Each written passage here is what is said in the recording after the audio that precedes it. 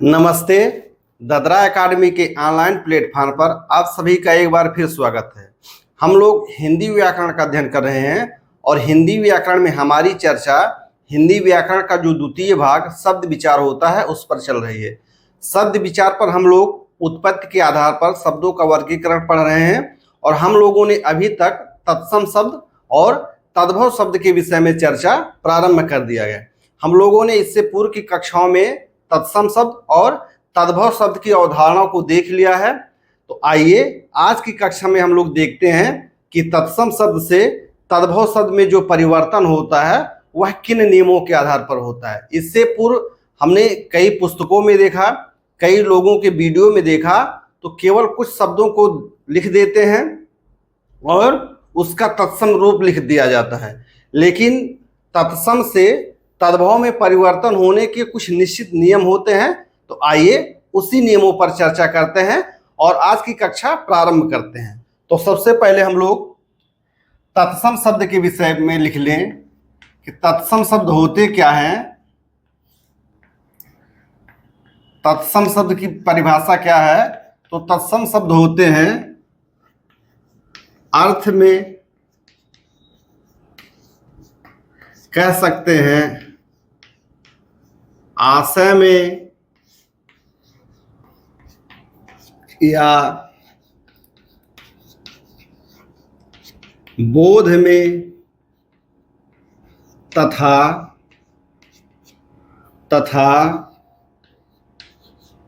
रूप में या रचना में या वर्तनी में क्या होना चाहिए? संस्कृत के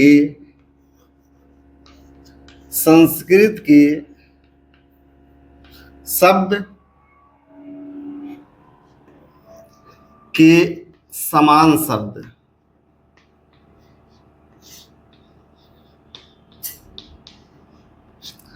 अर्थात ऐसे शब्द जो अर्थ में या आशय में या बोध में तथा रूप में या रचना में या वर्तनी में क्या हो? संस्कृत के शब्द के समान शब्द हो। उन शब्दों को हम लोग क्या कहते हैं? तत्सम शब्द कहते हैं। जैसे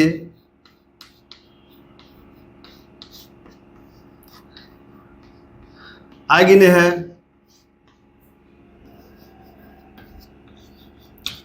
कृषक है, नृप है।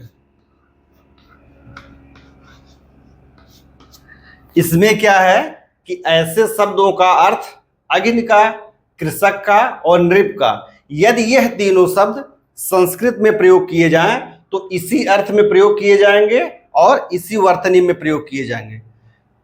फिर इन शब्दों को यदि हम लोग आज हिंदी भाषा में प्रयोग करें तो अग्नि का अर्थ जो संस्कृत में है वही अग्नि का अर्थ हिंदी में भी आएगा और उसी वर्तनी में आएगा। उम्मीद है यह बात आप लोग समझ पा रहे होंगे कि अर्थ में, आशय में, बोध में तथा रूप में या रचना में या वर्तनी में संस्कृत के शब्द के समान जो शब्द होते हैं वह क्या कहे जाते हैं? तत्सम शब्द कहे जाते हैं। अर्थात तत्सम शब्द पाए कहाँ जाते हैं? तो तत्सम शब्द हिंदी में पाए जाते हैं। यहाँ इस बात को आप लोग स्पष्ट रखिए कि तत्सम शब्द कहाँ पाए जाते हैं? तो हिंदी में पाए जाते हैं। तो हिंदी में ऐसे शब्द जो अर्थ में, आशय में, बोध में तथा रूप, रचना या वर्तनी में संस्कृत के शब्द के समान होते हैं उन्हें क्या कहा जाता है? उन्हें तत्सम शब्द कहा जाता है।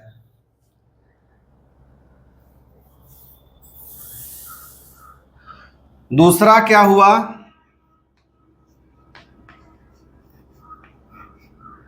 तद्भव शब्द।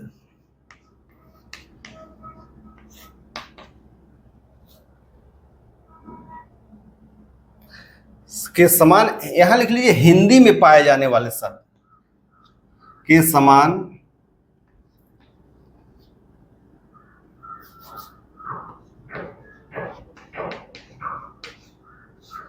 हिंदी में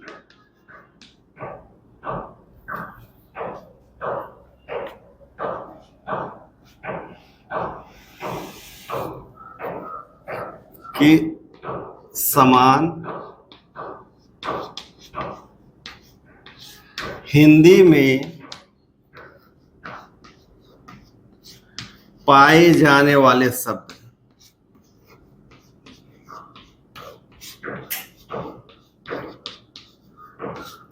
तत्सम शब्द कौन से होते हैं कि अर्थ में, आशय में, बोध में तथा रूप या रचना या वर्तनी में संस्कृत के शब्द के समान हिंदी में पाए जाने वाले शब्द क्या होते हैं?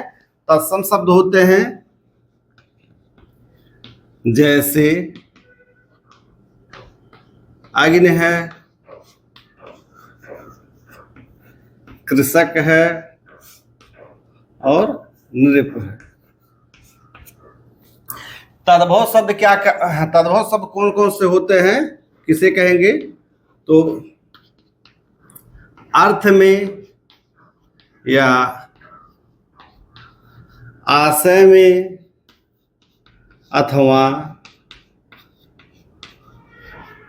बोध में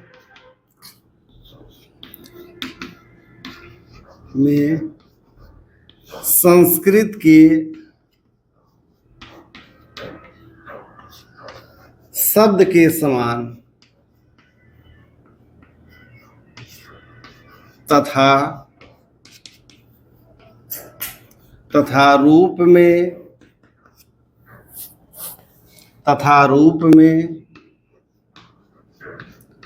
रचना में अथवा वर्तनी में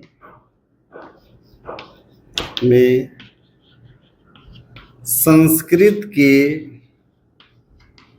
शब्द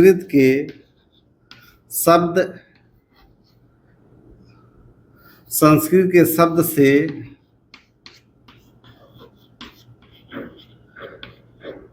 विकृत, संस्कृत के शब्द से विकृत हिंदी में पाए जाने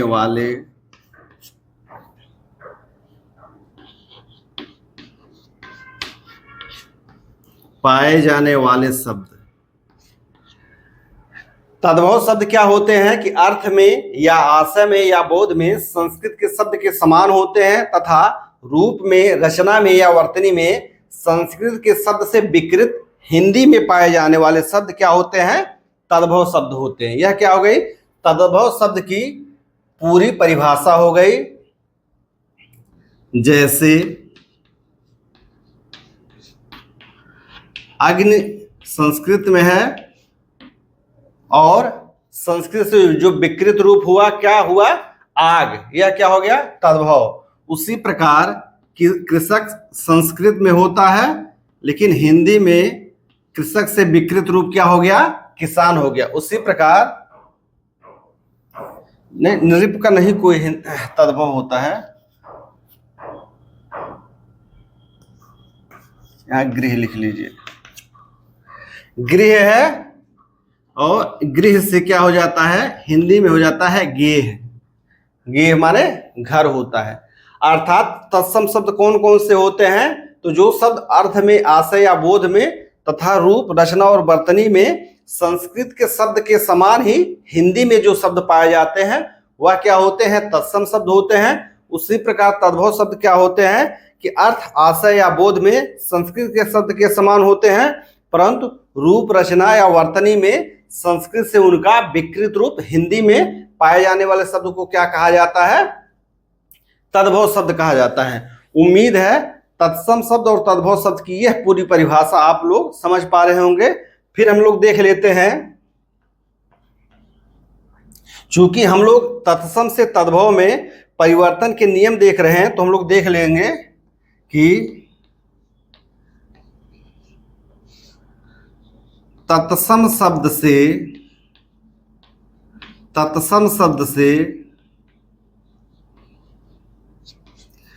तद्भव शब्द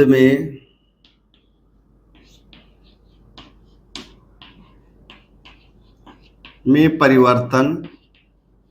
हम लोग यहाँ क्या देख रहे हैं? हम लोग यहाँ देख रहे हैं कि तत्सम शब्द में अग्नि लिखा हुआ है लेकिन वह तद्भव में क्या होकर आ गया है, आग हो गया है। तत्सम शब्द में हम लोग देख रहे हैं कि कृषक लिखा हुआ है, तद्भव में वह क्या हो गया है, किसान हो गया है। उसी प्रकार तत्सम में हम लोग गृह देख ले रहे हैं, लेकिन हिंदी में आकर वह गेह हो गया है। तो यह परिवर्तन क्यों हुआ? क्या यह परिवर्तन व्याकरण के कारण हुआ अथवा अन्य कारण से हुआ? तो इस पर चर्चा हम लोग कर ले रहे हैं कि तत्सम शब्द से तद्भव शब्द में परिवर्तन, यह परिवर्तन क्या होता है? व्याकरणिक परिवर्तन न होकर के, व्याकरणिक परिवर्तन न होकर क्या है, अग्नि को बोलते बोलते आग बोला जाने लगा। अग्नि को बोलते बोलते आग बोले जाने लगा। तो क्या यह कोई व्याकरणिक परिवर्तन है या भाषाई परिवर्तन, यानी भाषा से उत्पन्न हुआ परिवर्तन है? तो यह क्या हुआ, भाषाई परिवर्तन हुआ। तत्सम शब्द से तद्भव शब्द में परिवर्तन व्याकरणिक परिवर्तन न होकर भाषाई परिवर्तन होता है।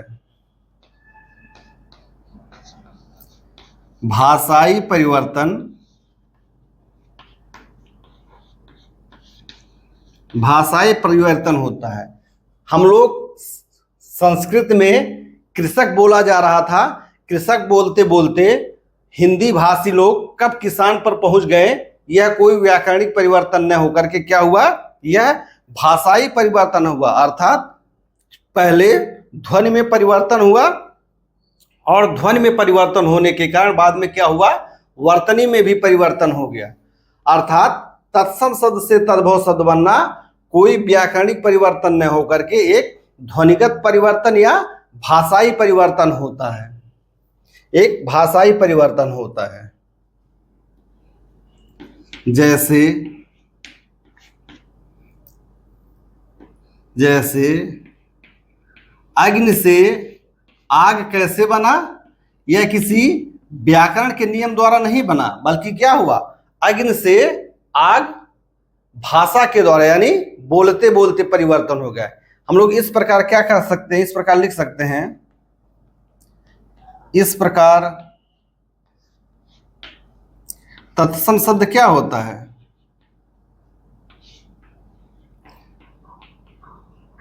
इस प्रकार तत्सम शब्द क्या होता है, इस प्रकार तत्सम शब्द क्या होता है, एक व्याकरण प्रधान शब्द होता है। इस प्रकार के प्रश्न जब कॉन्सेप्ट बेस्ड प्रश्न पूछे जाते हैं तो पूछा जा सकता है कि तत्सम शब्द होते हैं, व्याकरण प्रधान शब्द होते हैं। वहीं पर तद्भव शब्द क्या होते हैं, तत्सम शब्द क्या होते हैं, व्याकरण प्रधान शब्द होते हैं। तद्भव शब्द क्या होते हैं, भाषा अथवा ध्वनि प्रधान शब्द होते हैं। तद्भव शब्द क्या होते हैं, भाषा अथवा ध्वनि प्रधान शब्द होते हैं। इसीलिए तत्सम शब्द व्याकरण प्रधान होते हैं।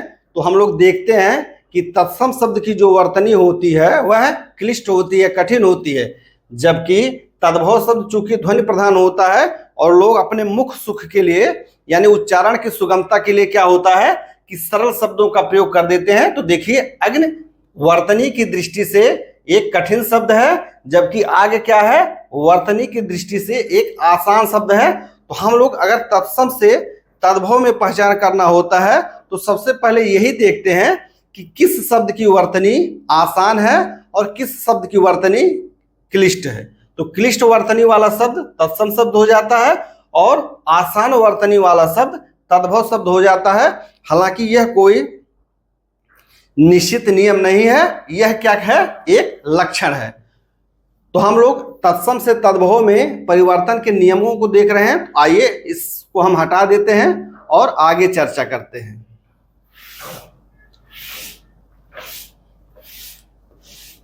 उम्मीद है कि तत्सम और तद्भव शब्द की जो पूर्ण परिभाषा है आप लोग समझ पा रहे होंगे।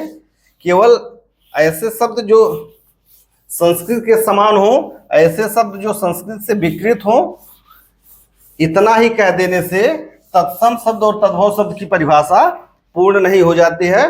तो हम लोग किस पे चर्चा कर रहे हैं? तत्सम शब्द से तद्भव में बनना।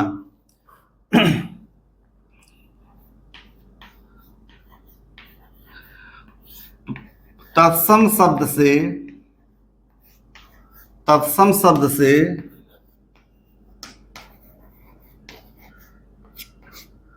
तद्भव शब्द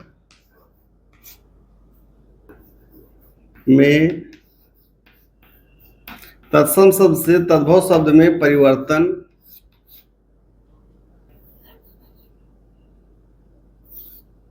परिवर्तन हेतु ध्यान देने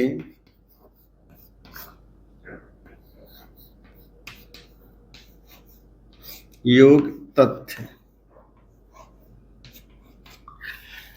तत्सम शब्द से तद्भव शब्द में परिवर्तन हेतु ध्यान देने योग्य तथ्य, अर्थात जब शब्दों का परिवर्तन तत्सम शब्द से तद्भव में होता है तो उसमें हमको क्या करना होता है कि कुछ तथ्यों पर हमको ध्यान देना रहता है।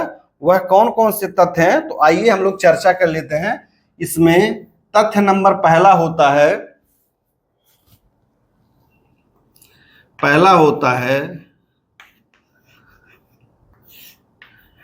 प्रत्येक तत्सम शब्द का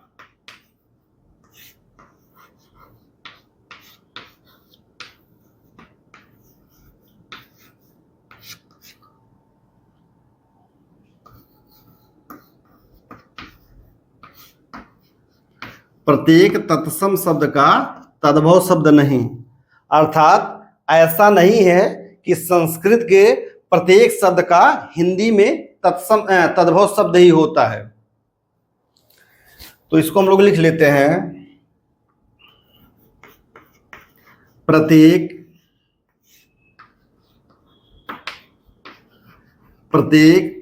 संस्कृत के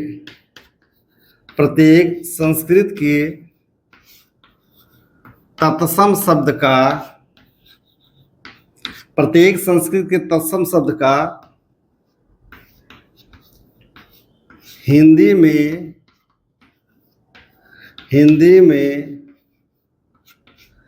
तद्भव शब्द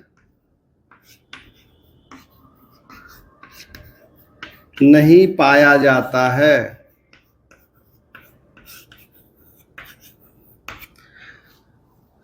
प्रत्येक संस्कृत के तत्सम शब्द का हिंदी में तद्भव शब्द नहीं पाया जाता है।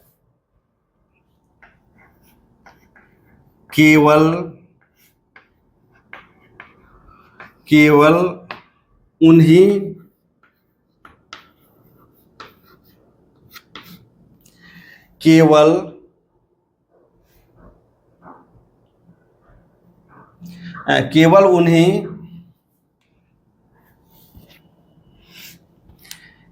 उन्हीं तत्सम शब्दों का, केवल उन्हीं तत्सम शब्दों का तद्भव पाया जाता है जो, केवल उन्हीं तत्सम शब्दों का तद्भव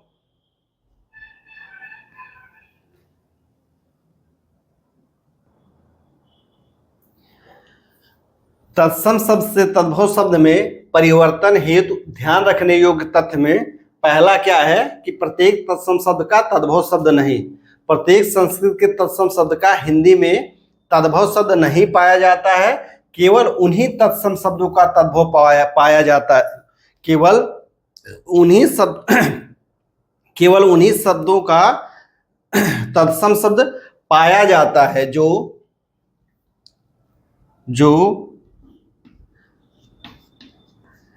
जो हिंदी में विकृत रूप या कह सकते हैं सरल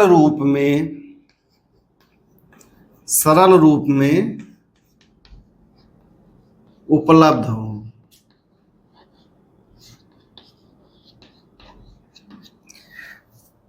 प्रत्येक संस्कृत के तत्सम शब्द का हिंदी में तद्भव शब्द नहीं पाया जाता है, केवल उन्हीं तत्सम शब्दों का तद्भव पाया जाता है जो हिंदी में क्या हो, विकृत रूप या सरल रूप में उपलब्ध हो। उम्मीद है यहां तक बात आप समझ पा रहे हैं। साथ ही साथ लिख लीजिए, यदि कोई शब्द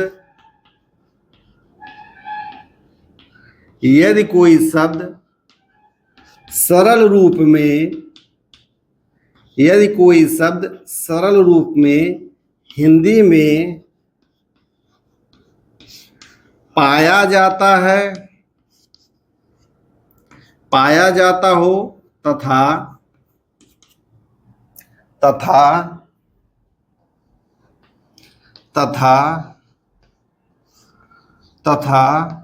उसका स्रोत अज्ञात हो,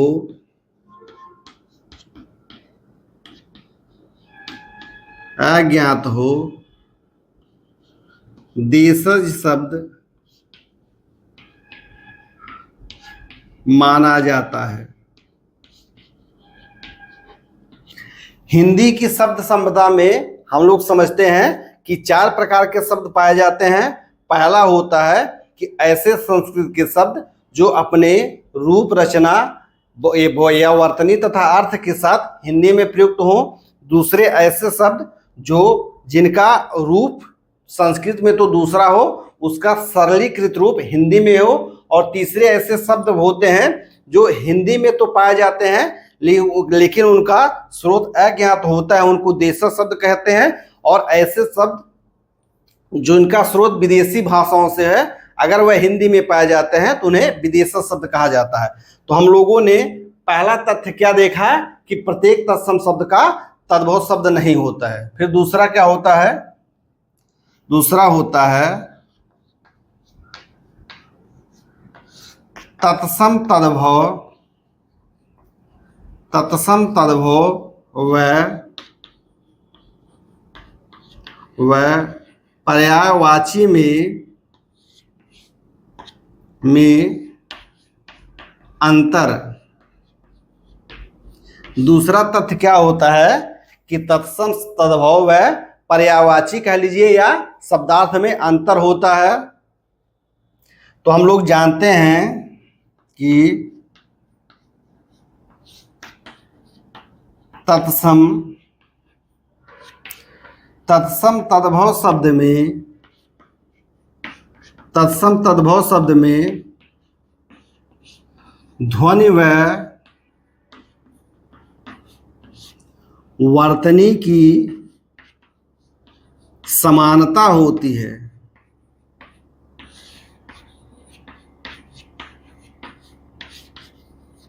हम लोग जानते हैं कि क्या होता है कि तत्सम व तद्भव शब्द में ध्वनि व वर्तनी की क्या होती है? समानता होती है।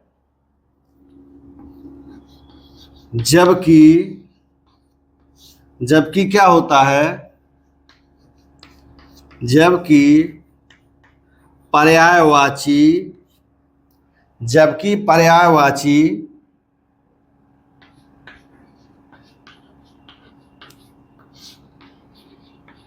किसी शब्द का अर्थ होता है, जिसे शब्दार्थ भी कहते हैं। तत्सम तद्भव में ध्वनि व वर्तनी की समानता होती है, जबकि पर्यायवाची या शब्दार्थ में किसी शब्द का अर्थ होता है।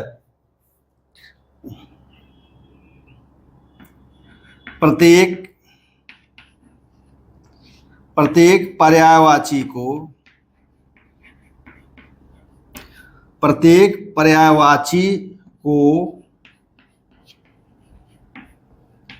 प्रत्येक पर्यायवाची को शब्द का तत्सम या तद्भव रूप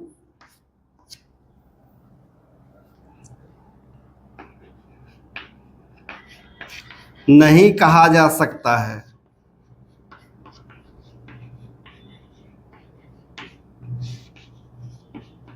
उम्मीद है यह बात आप लोग समझ पा रहे होंगे कि तत्सम तद्भव शब्द में ध्वनि व वर्तनी की समानता होती है, जबकि पर्यायवाची क्या होता है कि किसी शब्द का अर्थ होता है। प्रत्येक पर्यायवाची को शब्द का तत्सम या तद्भव रूप नहीं कहा जा सकता है। जैसे उदाहरण से समझिए, जैसे अग्नि है, पावक है, हुतासन है,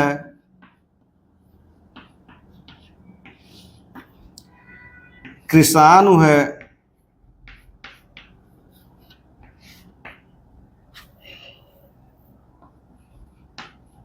दहन है। जैसे अग्नि, पावक, कृषाणु, दहन,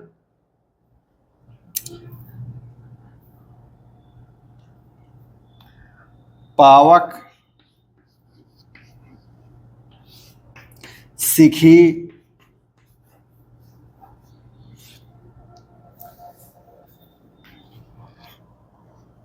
आदि।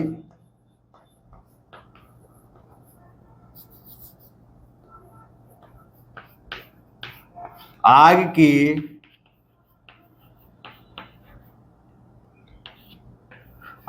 के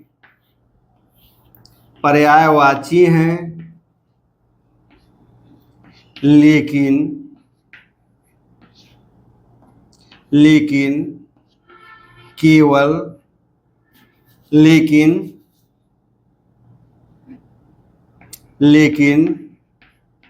आग का तत्सम अग्नि है। तत्सम तद्भव व पर्यायवाची में अंतर क्या होता है कि तत्सम तद्भव शब्द में ध्वनि व वर्तनी की समानता होती है, जबकि पर्यायवाची किसी शब्द का अर्थ होता है। प्रत्येक पर्यायवाची शब्द को शब्द का तत्सम या तद्भव रूप नहीं कहा जा सकता। जैसे अग्नि है, पावक है, हुतासन है, कृषाणु है, दहन है, पावक दो बार हो गया, चलिए, शिखी है। यह सब क्या है? यह सब यहां अनल कर लीजिए।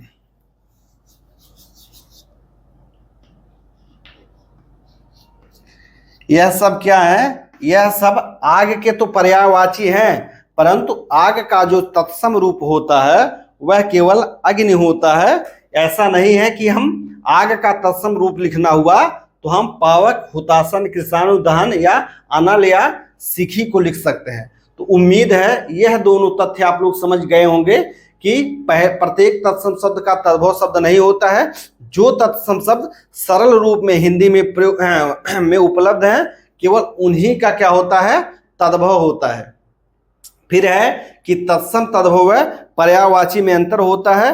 प्रत्येक पर्यायवाची को तत्सम या तद्भव शब्द नहीं कहा जा सकता है, केवल उन्हीं को तत्सम या तद्भव कहेंगे जो ध्वनि या वर्तनी में कुछ समानता रखते होंगे। ऐसा नहीं है कि किसी को भी तत्सम या तद्भव उसके पर्यायवाची को कहा जा सके। उम्मीद है यहां तक आप लोग समझ पा रहे होंगे।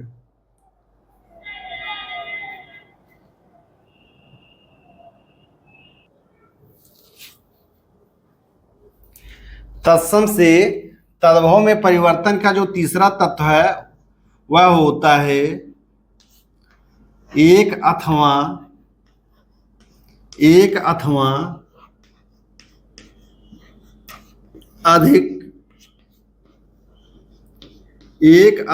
अधिक भाषाई परिवर्तन।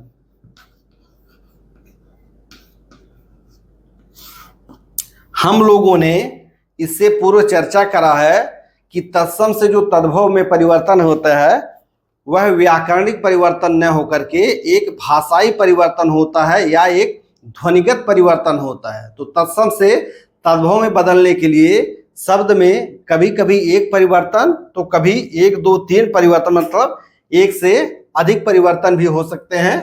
तो इसको लिखने की कोई आवश्यकता नहीं है। इसमें जो चौथा बिंदु होता है वह होता है एक अथवा अधिक, एक अथवा अधिक तद्भव, एक अथवा अधिक तद्भव। यह क्या हुआ? यह हुआ कि प्रायः ऐसा होता है कि प्रत्येक तत्सम शब्द का एक ही तद्भव शब्द होता है, परंतु क्या होता है कि संस्कृत एक ऐसी वैज्ञानिक भाषा है कि जिसका शब्द बहुत विस्तृत अर्थ लिए होता है। तो हिंदी में क्या होता है कि कुछ ऐसी परिस्थितियां बन जाती हैं कि संदर्भ के अनुसार एक ही शब्द का, एक ही तत्सम शब्द का एक से अधिक तद्भव शब्द हो जाते हैं। जैसे क्या हुआ, हम लोग लिख देते हैं, जैसे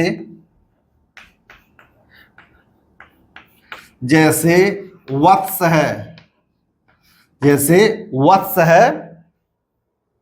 तो संस्कृत में क्या होता है, वत्स शब्द का प्रयोग होता है, लेकिन हिंदी में यह संदर्भ यदि मनुष्य के लिए आता है तो यह बच्चा के अर्थ में आता है। किसके लिए? मनुष्य के लिए। लेकिन यदि यह जानवरों के लिए या पशुओं के लिए प्रयोग किया जाता है तो इसको कहाँ क्या लिखा जाता है? बछड़ा लिखा जाता है गाय के लिए, या कहीं कहीं पर बाछा भी कहा जाता है। यह किसके लिए है? यह गाय के लिए है। उम्मीद है यह बात आप लोग समझ पा रहे हैं। पुनः एक बार बता दिया जा रहा है, एक अथवा अधिक तद्भव होते हैं कि प्रायः एक तत्सम शब्द का एक ही तद्भव शब्द होता है, परंतु कुछ परिस्थितियों में संदर्भ अनुसार एक से अधिक तद्भव शब्द हो सकते हैं। जैसे वत्स शब्द है संस्कृत का, जिसका मतलब बच्चा होता है, लेकिन हिंदी में यदि मनुष्य के लिए आता है तो यह बच्चा रहता है, गाय के लिए आता है तो कहीं बछड़ा या कहीं बाछा आता है। और शब्द देख लें, कक्ष शब्द है। कक्ष शब्द है, यदि यह मानव या मनुष्य अंग के लिए आता है तो यह क्या होता है? यह काख के अर्थ में, यानी अंडर आर्म, जो हमारा आर्म पिट होता है यहां पर, वह क्या होता है? कक्ष। इसके लिए काख, मानव अंग के लिए कक्ष शब्द का जो अर्थ होता है वह काख होता है। जबकि क्या होता है? भवन के लिए क्या होता है? कक्ष क्या होता है? भीतरी कमरा होता है। यह किसके लिए होता है? यह होता है भवन के लिए। ऐसे कई शब्द हैं कि उनका एक अथवा अधिक तद्भव हो जाता है। कब? संदर्भ के अनुसार या परिस्थितियों के अनुसार। जैसे वत्स का तद्भव बच्चा होगा कब? जब मनुष्य के लिए प्रयोग किया जाएगा। बछड़ा या बाछा कब होगा? जब गाय के लिए प्रयोग किया जाएगा। कक्ष शब्द मानव अंग में, जब मानव अंग के संदर्भ में आएगा तो काख उसका तद्भव होता है, लेकिन यदि भवन के लिए आएगा तो उसका अर्थ क्या होगा? भीतरी कमरा होगा। तो उम्मीद है कि यह आप लोग समझ पा रहे होंगे। आइए अब हम लोग तत्सम से तद्भव बनने का जो भाषाई परिवर्तन होता है उसके नियम को देख लेते हैं। तो हम इसको क्या करते हैं? हटा देते हैं।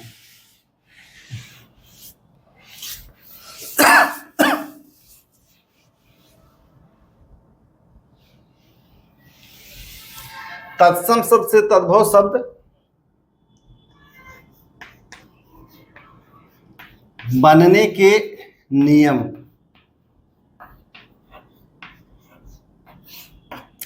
तत्सम शब्द से तद्भव शब्द बनने के नियम। पहला नियम क्या होता है? पहला नियम होता है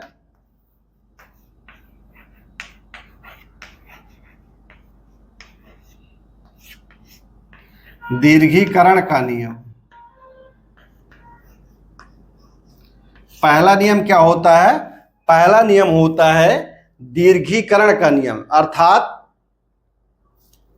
पहला नियम क्या होता है? पहला नियम होता है दीर्घीकरण का नियम। दूसरा नियम क्या होता है?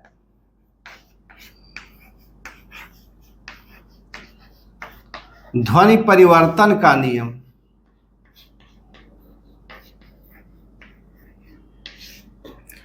पहला नियम क्या है? दीर्घीकरण का नियम है।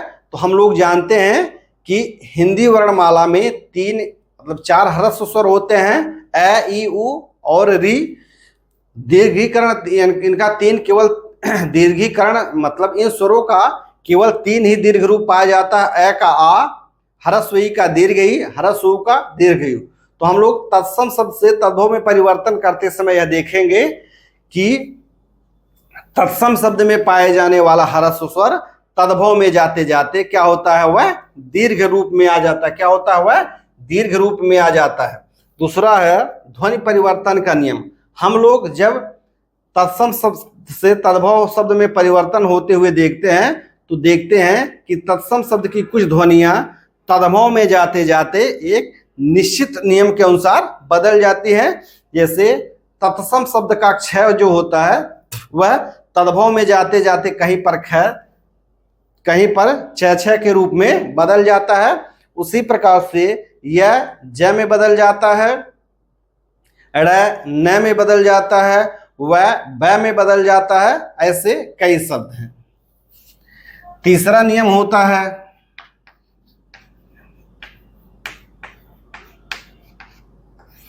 स्वरागम का नियम। तीसरा नियम क्या होता है? स्वरागम का नियम होता है, हम लोग जानते हैं कि तत्सम शब्द से तद्भव शब्द में परिवर्तन होते हुए ऐसी स्थितियां बनती हैं कि तत्सम शब्द के उच्चारण को सुगमता प्रदान करने के लिए कुछ स्वरों का आगमन हो जाता है। इसे क्या कहते हैं? स्वरागम कहते हैं। चौथा नियम होता है अल्प प्राण का महाप्राणीकरण। अल्प प्राण का महाप्राणीकरण।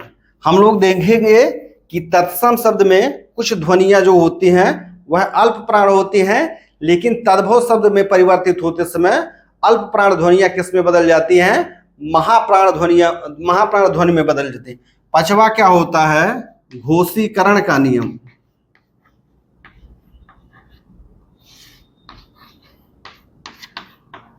पांचवा नियम क्या होता है? घोषीकरण का नियम। हम लोग देखेंगे, नियम पर चर्चा करेंगे कि किस प्रकार से तत्सम शब्द की अघोष ध्वनियां तद्भव शब्द में परिवर्तित होते समय किसमें आ जाती हैं? घोष ध्वनियों में बदल जाती हैं। छठवां नियम है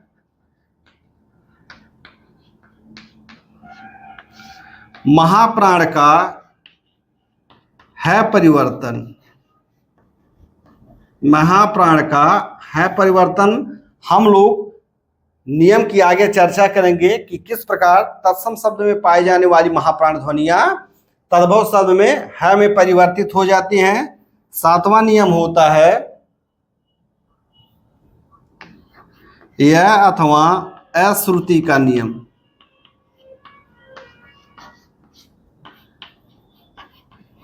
अश्रुति नियम क्या होता है कि तत्सम शब्द में पाए जाने वाली य अथवा अ स्वर य अथवा अ वर्ण क्या हो जाता है? वह दूसरे ध्वनि में परिवर्तित हो जाता है।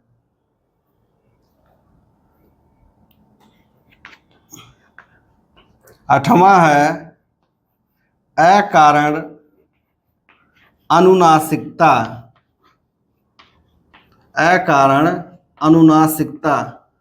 हम लोग जानते हैं कि तत्सम शब्द में या संस्कृत शब्दों में अनुनासिकता की ध्वनियों का अभाव पाया जाता है, परंतु हिंदी में कुछ ऐसी तत्सम ध्वनियां हैं जो हिंदी में आते आते क्या होती हैं, वह अकारण रूप से अनुनासिक हो जाती हैं। अकारण रूप से क्या हो जाती हैं, अनुनासिक हो जाती हैं।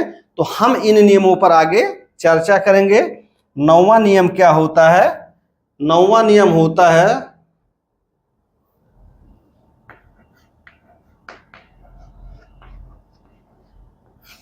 संयुक्त ध्वनि परिवर्तन। 9वां नियम क्या होता है? संयुक्त ध्वनि परिवर्तन। हम लोग जानते हैं कि संस्कृत के शब्दों में, या कह सकते हैं कि तत्सम शब्दों में संयुक्त ध्वनियों की बहुलता होती है, लेकिन हम लोग नियम पर आगे चर्चा करेंगे कि कुछ संयुक्त ध्वनियां एक निश्चित नियम के अनुसार एक निश्चित ध्वनि में बदल जाती हैं। 10वां है स्वर ह्रास का नियम। स्वर ह्रास का नियम हम लोग आगे जब तत्सम शब्द से तद्भव में परिवर्तन के लिए देखेंगे तो हम लोग पाएंगे कि कुछ दीर्घ ध्वनियां तत्सम शब्द की कुछ दीर्घ ध्वनियां तद्भव में आते आते अपने स्वर का ह्रास करती हैं, या कहीं कहीं पर यदि वह ह्रस्व ध्वनि है तो स्वर का क्या हो जाता है, लोप हो जाता है। 11वां नियम है वर्णागम का नियम। 11वां नियम क्या है? वर्ण आगम का नियम है। तो हम लोग आगे चर्चा करेंगे कि तत्सम शब्द में कुछ ध्वनियां तद्भव में परिवर्तन होते होते उसमें नवीन वर्णों का क्या हो जाता है, आगमन हो जाता है। 12वां है वर्णलोप का नियम। तत्सम शब्द में कुछ वर्ण ऐसे होते हैं जो तद्भव में परिवर्तित होते समय उच्चारण की सुगमता के लिए उन ध्वनियों का, उन वर्णों का क्या हो जाता है, लोप हो जाता है। और 13वां नियम है वर्ण विपर्यय का नियम। वर्ण विपर्यय का नियम, यह नियम क्या होता है? वर्ण विपर्यय माने होता है वर्णों की अदला बदली। हम लोग देखेंगे कि तत्सम शब्द से तद्भव में परिवर्तन के समय कुछ वर्ण अपने तत्सम रूप से तद्भव में जाते समय अपने वर्णों का क्या कर लेते हैं, हेर फेर कर लेते हैं। तो तत्सम शब्द से तद्भव में परिवर्तन होने के लगभग 13 नियम हैं। यदि आवश्यकता पड़ेगी तो और नियमों पर भी चर्चा करा जाएगा। तो चूंकि इन नियमों की चर्चा इस कक्षा में करने से कक्षा काफी लंबी हो जाएगी, तो मैं सोच रहा हूं कि इन नियमों को अगले वीडियो में चर्चा करा जाए। तो इस कक्षा को हम यहीं पर समाप्त करते हैं और अगले वीडियो में हम लोग तत्सम शब्द से तद्भव शब्द बनने के नियमों पर चर्चा करेंगे। आप सभी का बहुत बहुत धन्यवाद।